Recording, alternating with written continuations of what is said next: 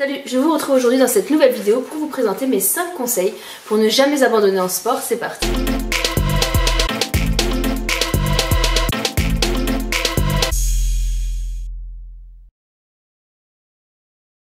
Premier conseil que je peux vous donner, c'est de changer votre vision du sport. Le sport n'est pas juste là pour faire beau, n'est pas juste là pour se sculpter un beau corps ou pour rentrer dans une tendance. Le sport doit être pour vous et est pour vous quelque chose de vital, comme boire, manger, dormir. C'est un aspect de la vie qui est nécessaire pour une bonne santé.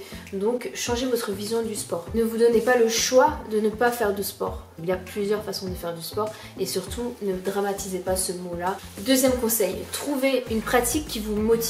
Si le sport est une contrainte pour vous, vous n'allez pas tenir, c'est certain. Oubliez le sport qui sonne mal pour certains. Le mot sport englobe plein de choses et le fait de faire du sport, c'est uniquement le fait de bouger votre corps. Trouvez une activité qui vous motive comme marcher, faire des sports collectifs, aller nager, aller faire du roller, aller faire du vélo, du fitness pour ceux qui aiment, parce que le sport ce n'est pas que du fitness. Trouvez des jeux en extérieur comme par exemple de l'acrobranche, des choses peut-être plus ludiques, de la danse. Voilà, trouvez une pratique qui vous motive pour arrêter de diaboliser le mot sport. Pensez juste au fait qu'il faille bouger votre corps au quotidien. C'est ça le plus important. Troisième conseil, dégagez les cheveux pour pouvoir voir ta face.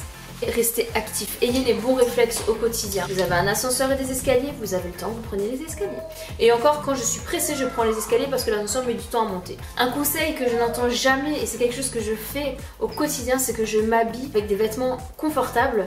Je mets des baskets et comme ça, quoi que je fasse dans ma journée, j'ai toujours une certaine dynamique, je peux courir si je suis pressée, je peux prendre les escaliers. Et ce que je fais souvent, c'est par exemple de monter les escaliers en faisant des levées de genoux. Je serre mes abdos, je serre mes fessiers. Ayez les bons réflexes au quotidien, une bonne posture et pensez toujours au fait que chaque geste que vous faites peut s'associer à une contraction. Voilà, une contraction volontaire, parce que c'est comme ça qu'on travaille le mieux. Et tous ces gestes au quotidien, vous faites ça tous les jours, ça va forcément maintenir votre corps aussi dans une activité constante. Faites en sorte que votre environnement soit un parcours.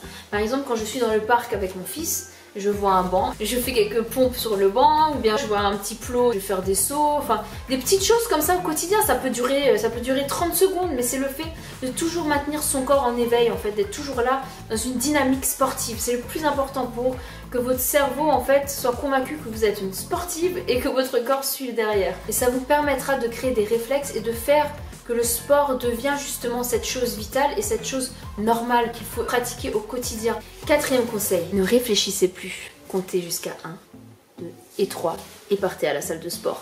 Notez dans votre agenda les jours où vous voulez faire du sport. Le lundi, le mercredi, le vendredi par exemple. Où vous voulez faire votre sport à la maison ou dehors, peu importe où, vous les notez dans votre agenda, vous prenez un créneau et vous y allez. Si maintenant vous bossez, prenez avec vous votre sac de sport et comme ça, direction la salle tout de suite après le boulot sans réfléchir. Vous n'êtes pas obligé de faire une grosse séance de sport. Je comprends bien qu'après une journée de boulot, je le sais puisque je l'ai fait, c'est pas toujours facile, on est fatigué, etc.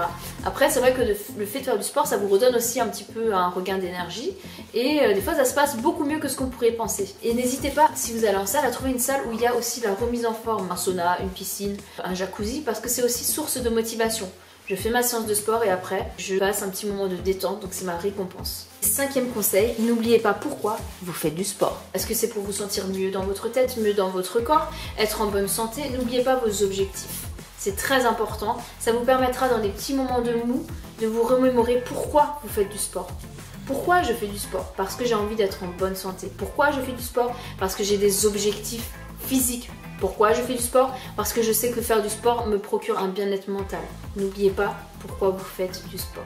En résumé, on ne veut pas tous être sportifs de haut niveau, mais on veut tous être bien dans notre corps, être bien dans notre tête, se sentir beau, belle, être fier de nous et se sentir prêt en toutes circonstances. Être dans un corps un minimum sportif, ça nous permet aussi de se sentir bien en toutes circonstances. Vous voulez jouer avec vos enfants, vos petits-enfants, au moins vous vous sentez apte à le faire sans avoir trop de douleur, sans vous sentir essoufflé, etc., etc. Et ne voyez pas le sport comme une contrainte, mais comme un élément vital qui vous procure du bonheur. A bientôt dans une autre vidéo.